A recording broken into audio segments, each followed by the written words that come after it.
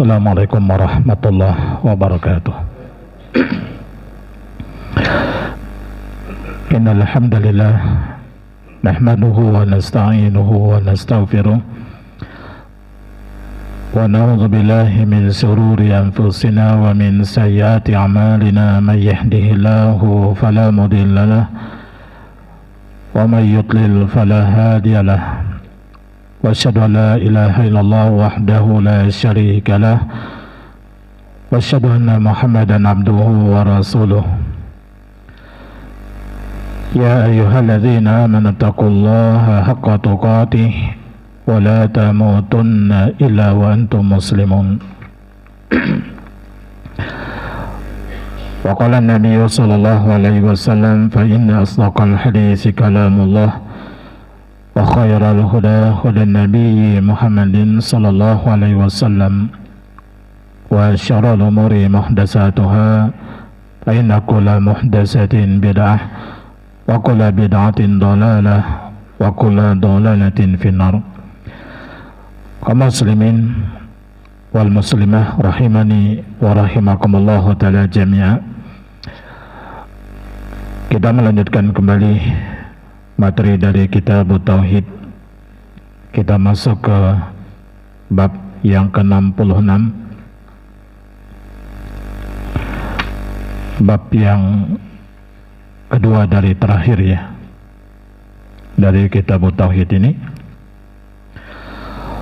Qala al-mu'allif rahimahullahu ta'ala babun ma jaa'a fi himayatin nabiyyi sallallahu alaihi wasallam himat tauhidi wa saddihi turuqa asyirki.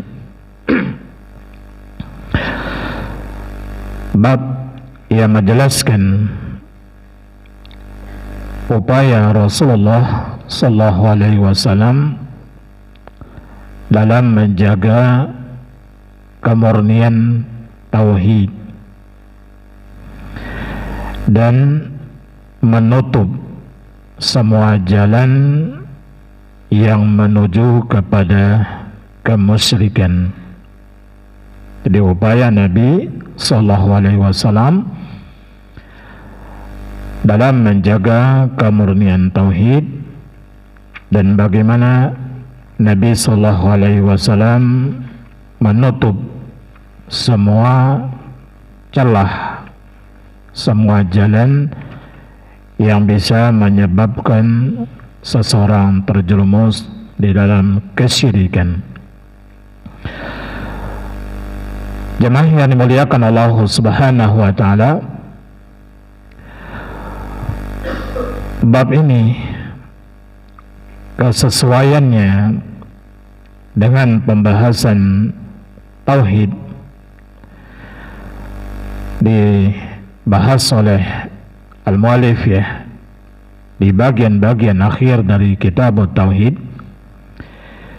Ini dikarenakan yang sebelumnya pada pembahasan di awal-awal kitab beliau rahimahullah yakni menjelaskan tentang pengokohan tauhid, penetapan tauhid. Kemudian setelah itu beliau menjelaskan hal-hal yang bisa merusak tauhid. Itu sudah kita bahas ya. Yang bisa menafikan tauhid, ada kalanya yang bisa menafikan pondasi daripada tauhid, itu adalah syirik-syirik besar,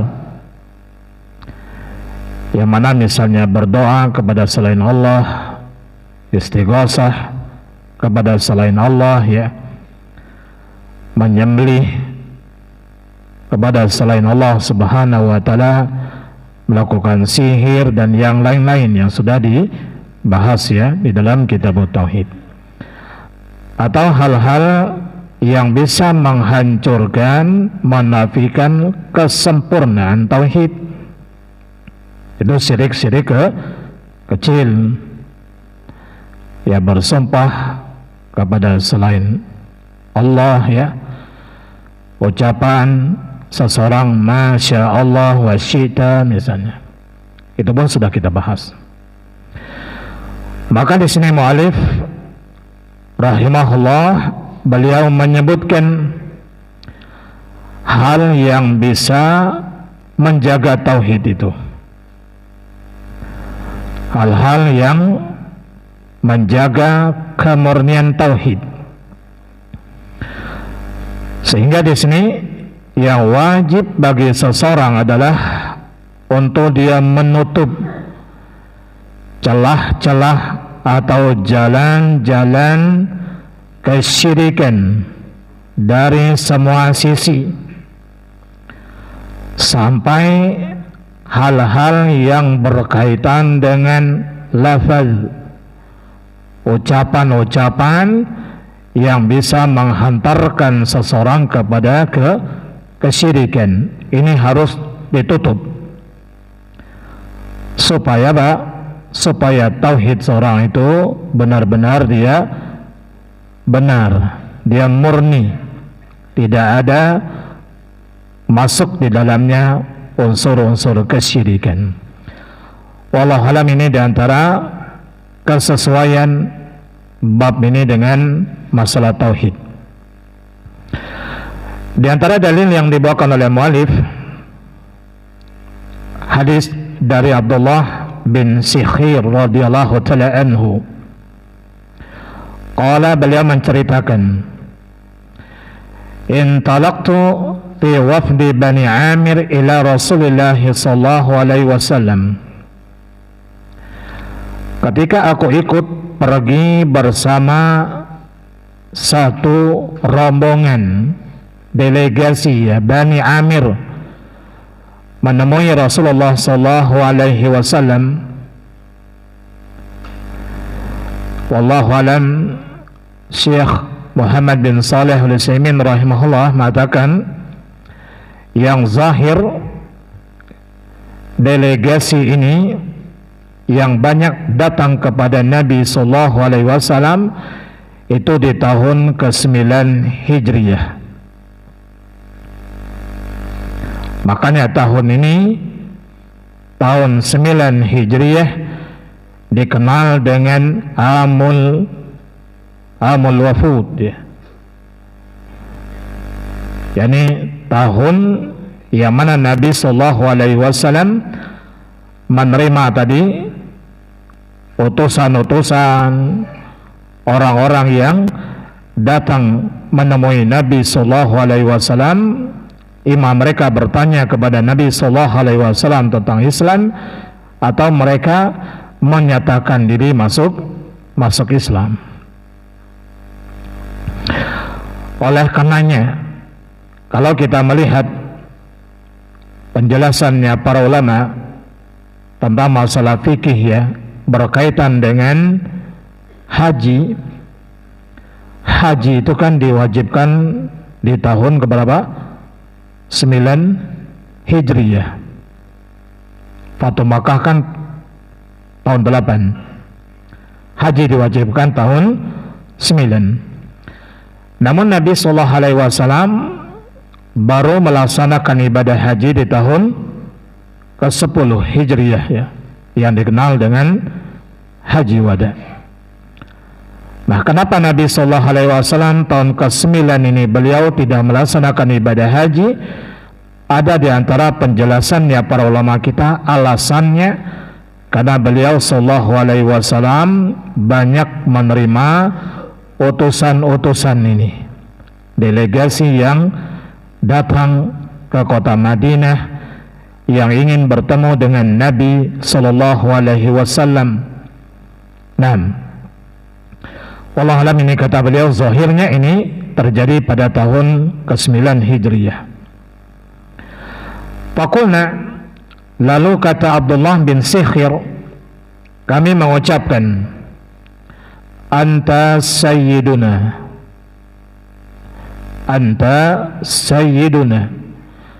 engkau wahai Muhammad adalah sayyiduna, tuan kami.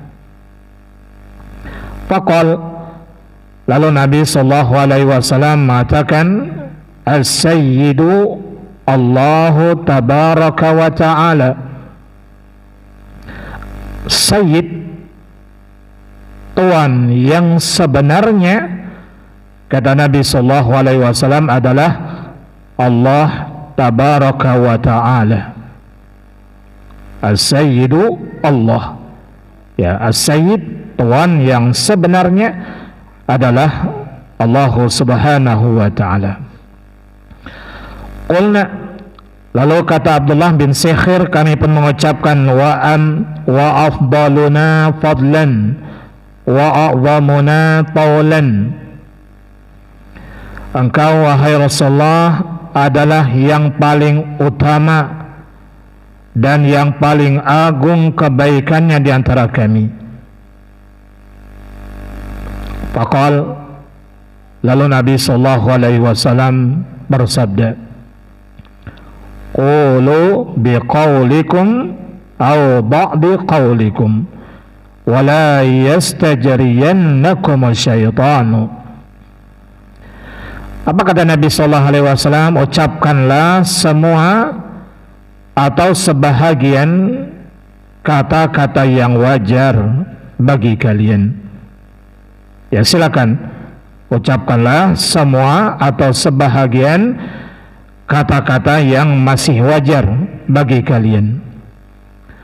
Namun kata Nabi sallallahu alaihi wasallam, janganlah kalian terseret oleh syaitan.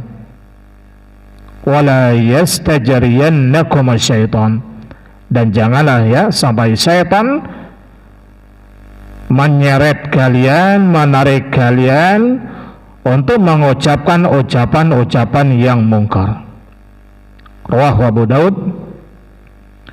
Hadis ini dikeluarkan oleh Imam Abu Daud bisanadin jayyidin, dengan sanad yang jayyid.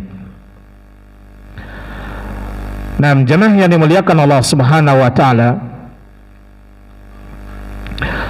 apa yang disabdakan oleh Nabi sallallahu alaihi wasallam, qulu biqaulikum aw ba'di qaulikum, ucapkanlah, silakanlah ya kalian mengatakan semuanya atau sebahagian kata-kata, namun yang wajar ya bagi kalian, tapi ingat jangan sampai kalian terseret oleh syaitan.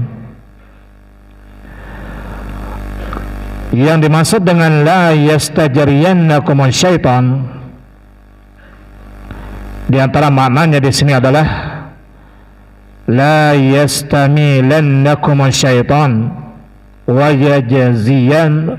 yajazibannakum ila an taqulu qawlan munkaran.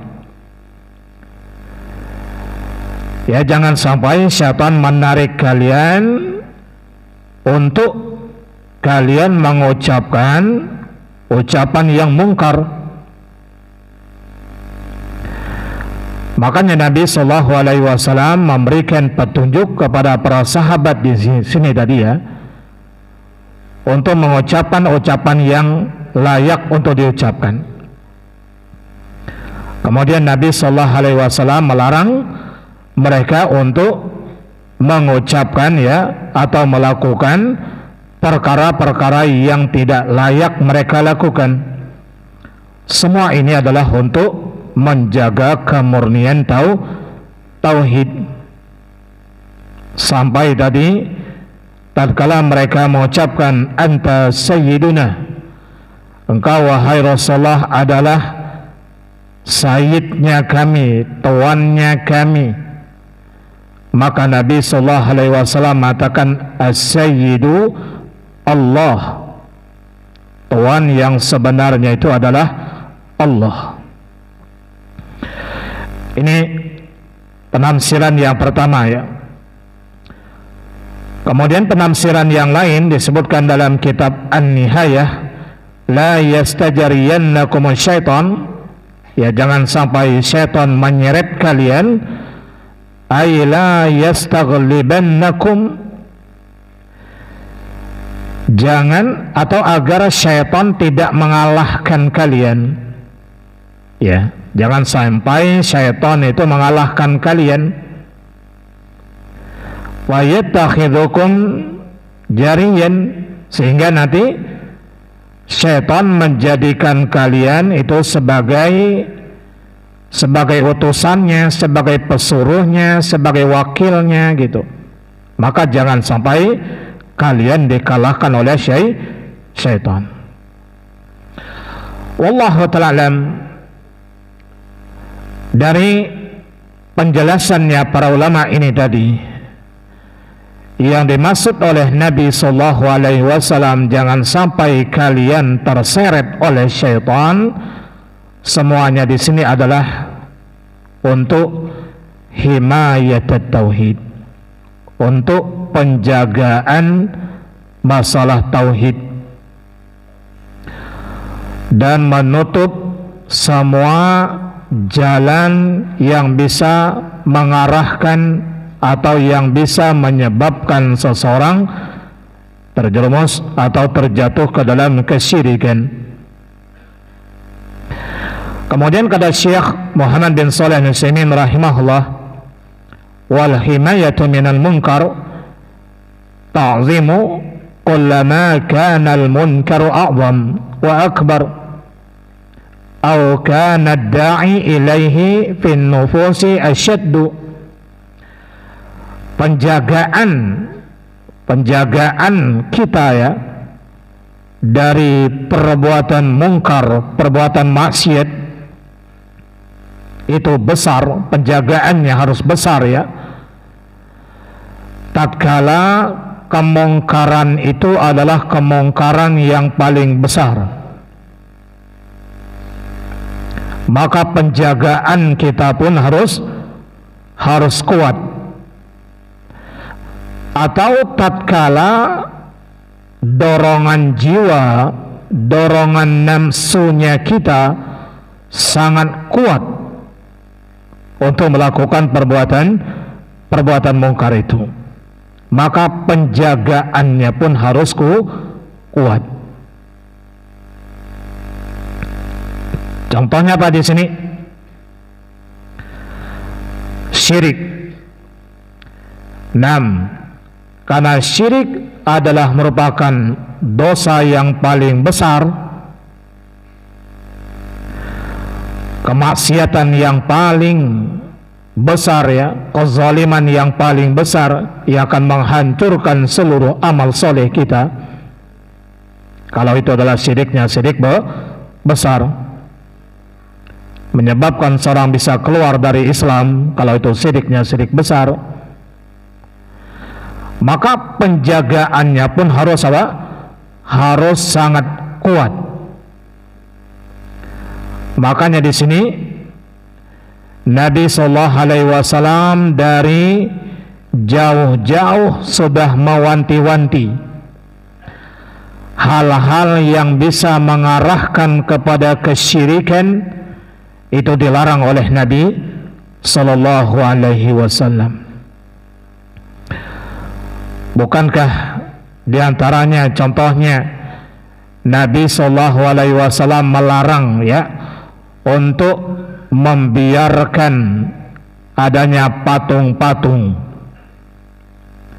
kemudian apa, kuburan-kuburan yang dikultuskan, yang dibangun tinggi-tinggi, melainkan Nabi sallallahu alaihi wasallam memerintahkan untuk apa? Untuk dihancurkan, diratakan. Kenapa ini? Karena itu bisa menjadi wasilah kepada kesyirikan. Makanya Nabi sallallahu alaihi wasallam menutup pintu-pintunya. Kemudian contoh yang lain, kenapa Nabi sallallahu alaihi wasallam melarang ya untuk memajang patung ya atau foto-foto?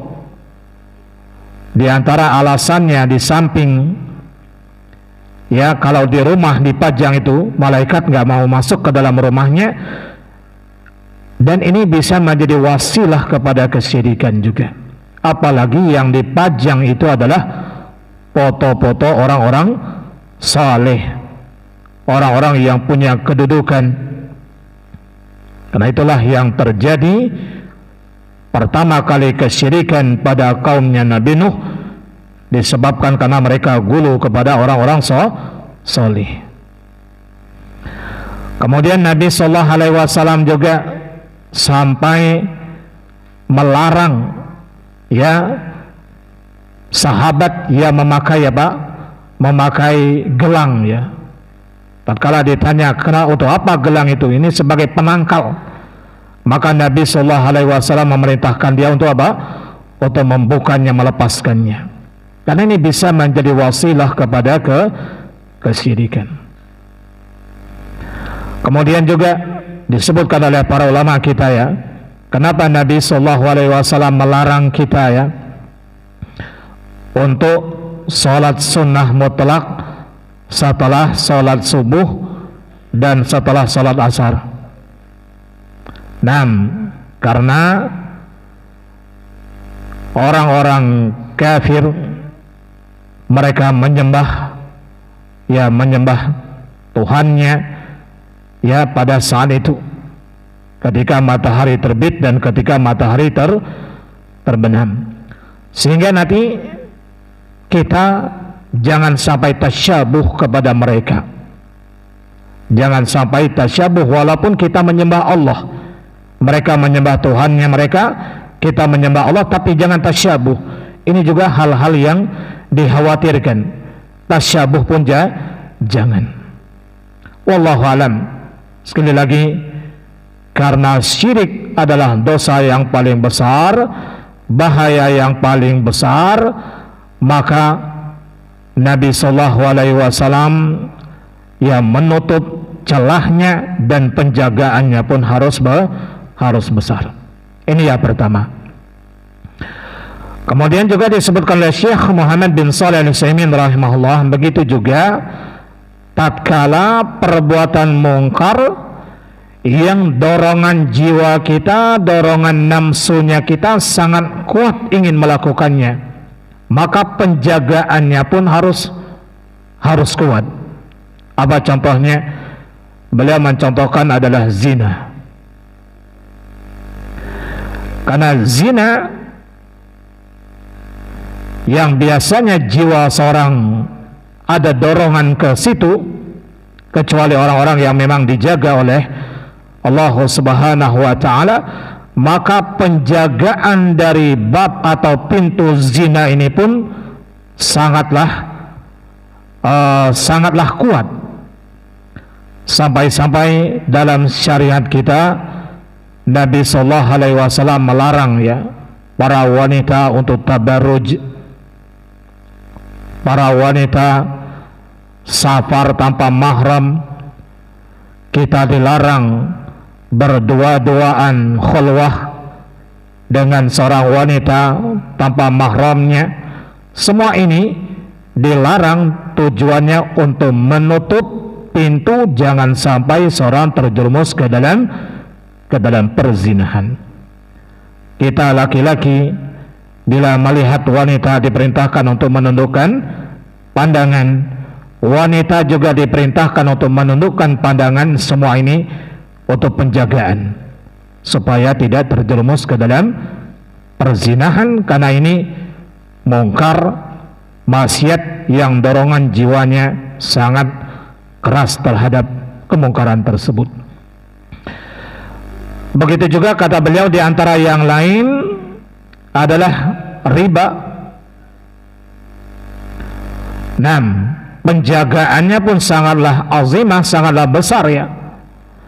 Kenapa? Karena dorongan untuk melakukan riba ini, terutama orang-orang yang yang rakus terhadap harta, ya sangatlah besar. Tatkala dia merentenir uangnya gitu kan, mendapat keuntungan tanpa susah payah gitu, kan dorongan jiwanya sangatlah besar ya.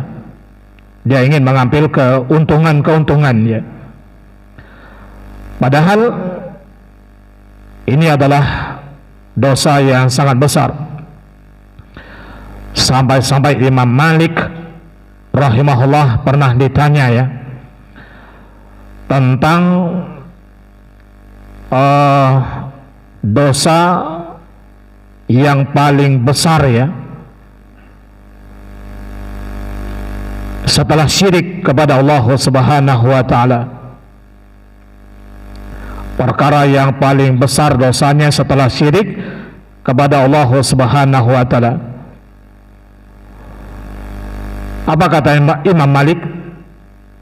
Sungguh aku telah membolak-balik mempelajari kitabullah dan sunnah Rasulullah SAW. Aku tidak melihat dosa yang lebih jelek daripada riba. Tentunya ini adalah setelah syirik tadi. Apa sebabnya?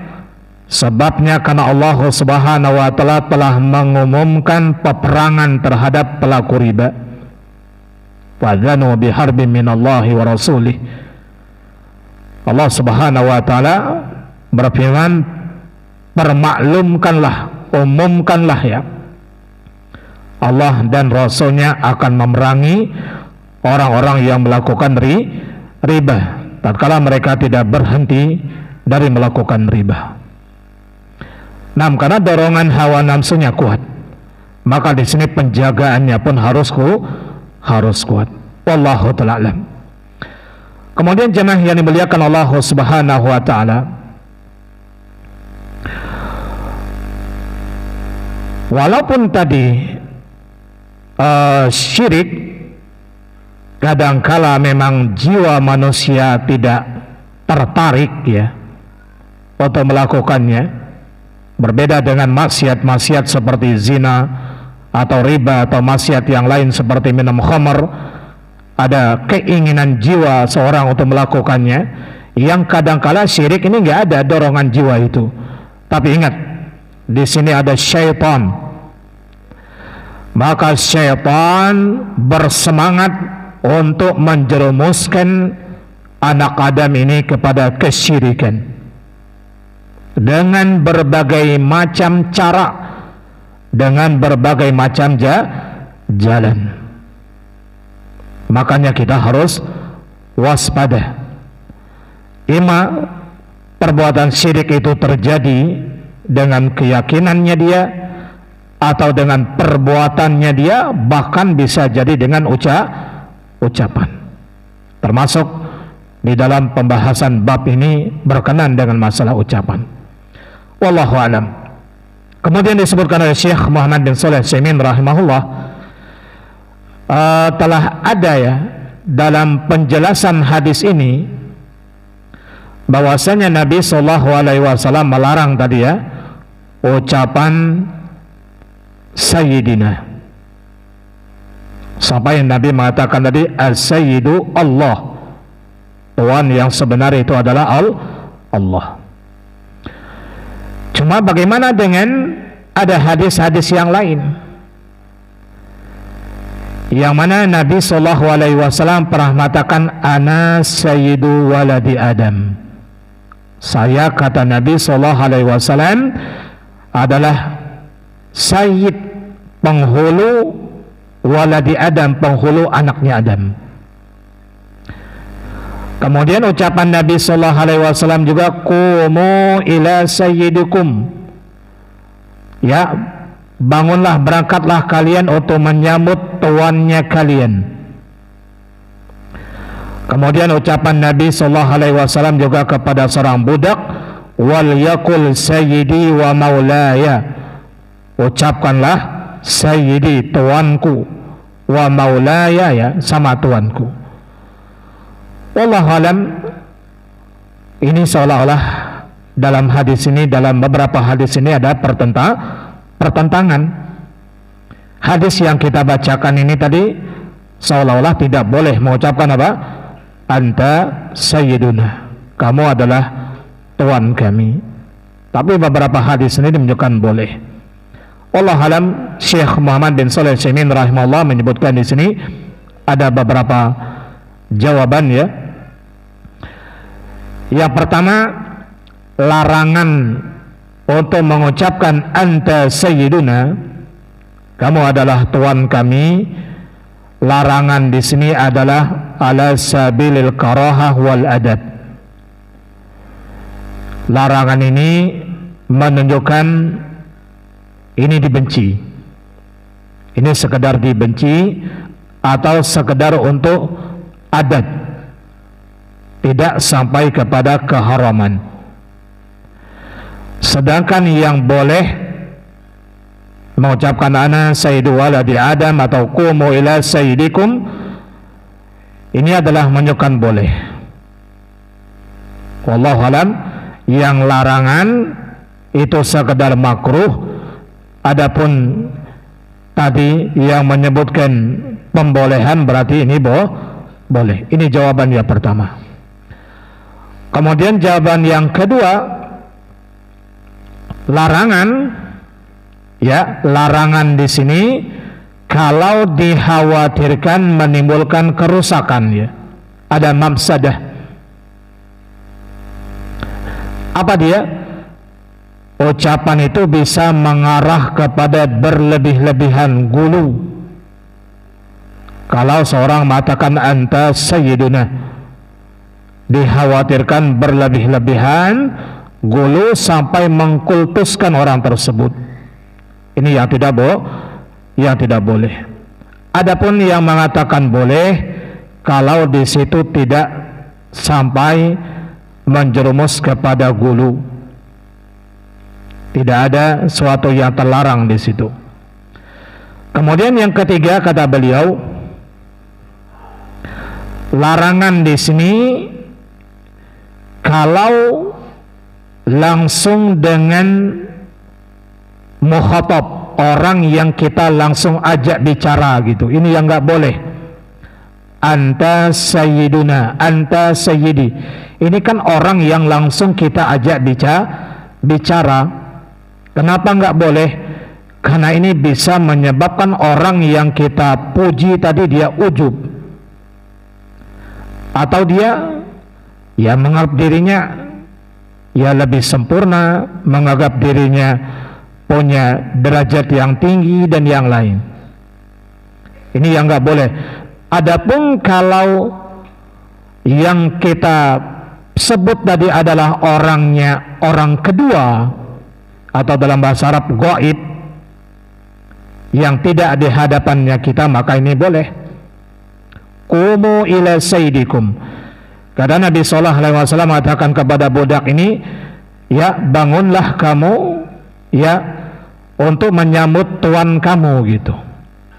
Ini kan tidak langsung diajak bicara tuannya tadi. Ini orang kedua, gaib. Wallahu alam, ini pendapat yang mengatakan adanya perbedaan tadi. Kalau langsung diajak anta sayyidukum, ini yang nggak boleh. Tapi kalau yang orangnya tidak ada, maka di sini diperbolehkannya. Wallahu alam. Adapun penjelasan dari Syekh Muhammad bin Shalih Al-Utsaimin rahimahullah, kata beliau, yang nampak bagi saya sebenarnya ucapan ini tidaklah bertentangan, karena Nabi sallallahu alaihi wasallam tadi mengizinkan kepada para sahabat untuk mengucapkan sebagaimana yang mereka ucapkan. Namun yang dilarang tadi kalau sampai mereka terseret oleh syaitan, yang mana syaitan sampai menjerumuskan mereka kepada sikap gulu, mengucapkan ucapan-ucapan yang mungkar.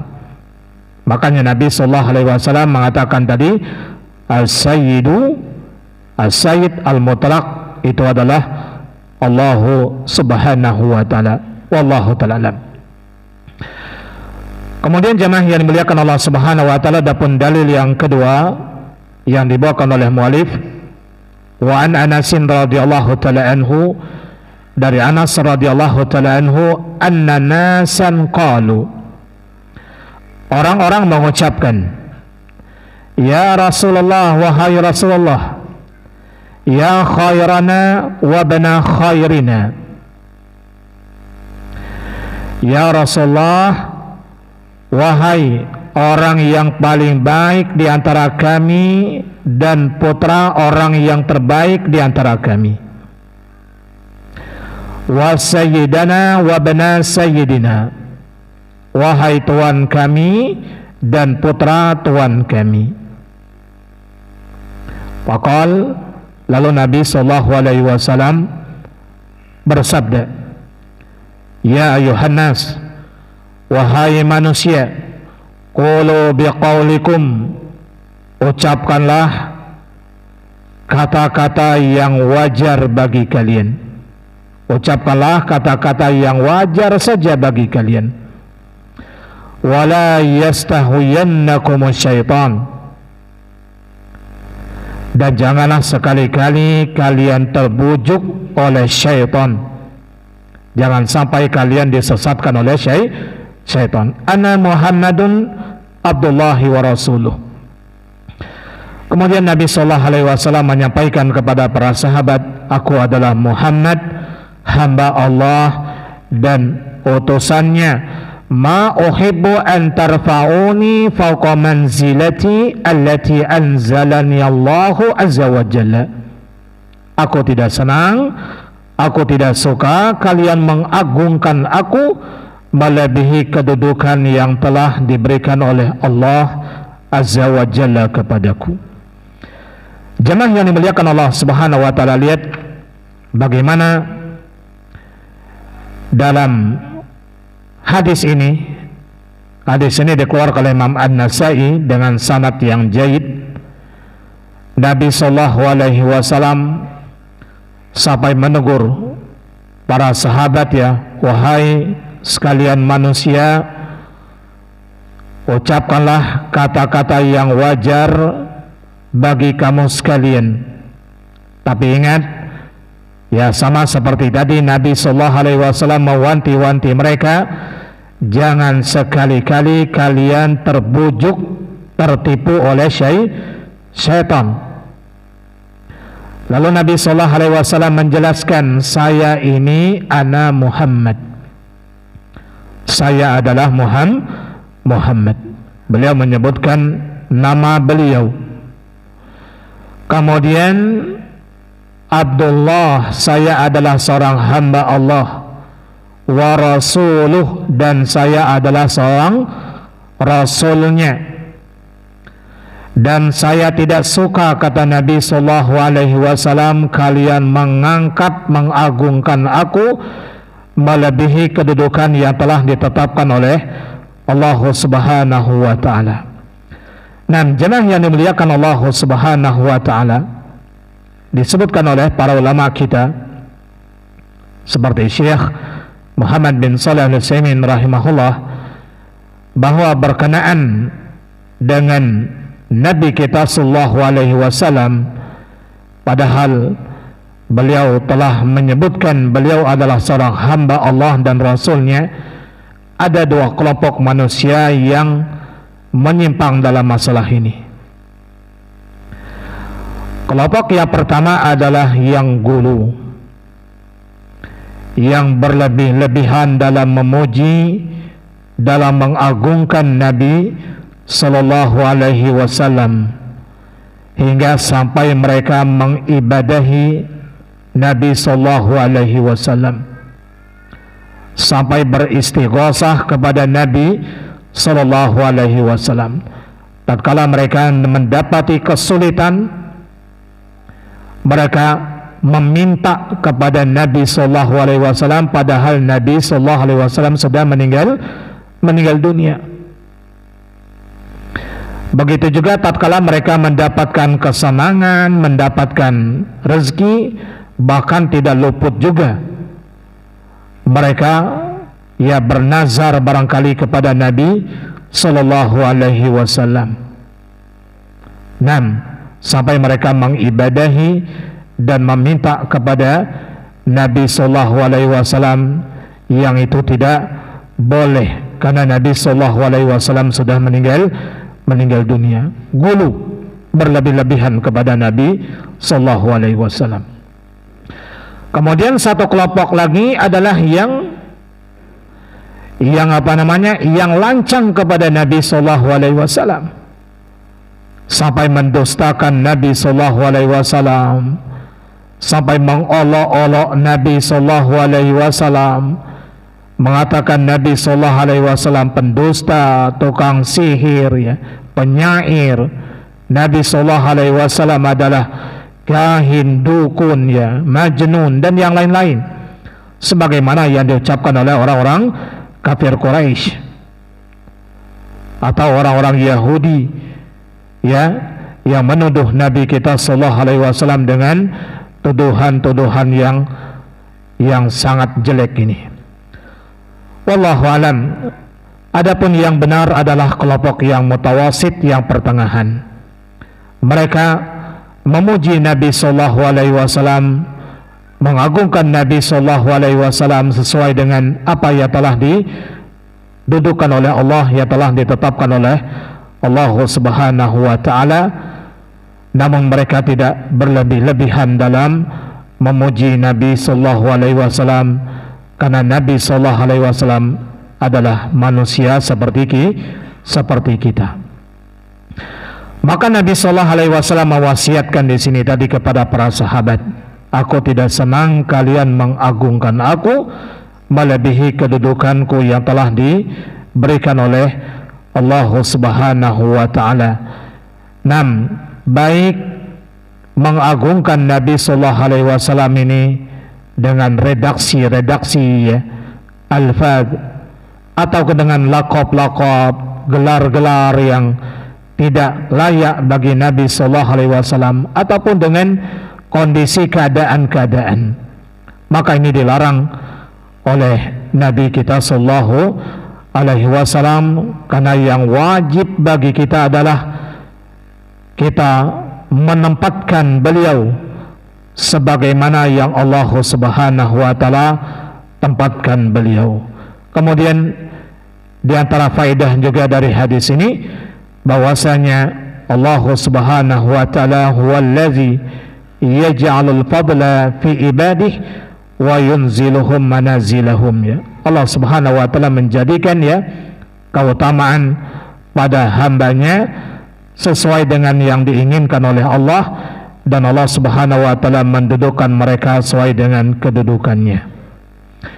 Nah, jemaah yang dimuliakan Allah Subhanahu wa taala, kemudian ada beberapa kandungan yang disebutkan oleh al-mu'allif pada bab ini. Yang pertama, tahzirun nas minal gulu, peringatan kepada manusia, kepada kita semua, terutama yang disampaikan oleh Nabi di sini kepada para sahabat, agar tidak berlebih-lebihan terhadap beliau sallallahu alaihi wasallam. Ini ketika Nabi sallallahu alaihi wasallam masih hidup, Nabi menyampaikan kepada para sahabat, karena ini merupakan pintu kesyirikan. Ini merupakan pintu yang bisa menjerumuskan seorang kepada kesyirikan. Bukankah pada hari ini, ya, tidak sedikit orang yang terjerumus ke dalam kesyirikan karena mereka berlebih-lebihan dalam memuji Nabi sallallahu alaihi wasallam, sampai mengatakan Nabi sallallahu alaihi wasallam mengetahui perkara gaib, Nabi sallallahu alaihi wasallam mengetahui tentang catatan takdir misalnya. Atau bahkan antum barangkali mendengar mereka mengatakan, ya, Nabi sallallahu alaihi wasallam, ya, bahkan keluar dari kuburnya mencium lututnya, gitu, ya. Antum dengar?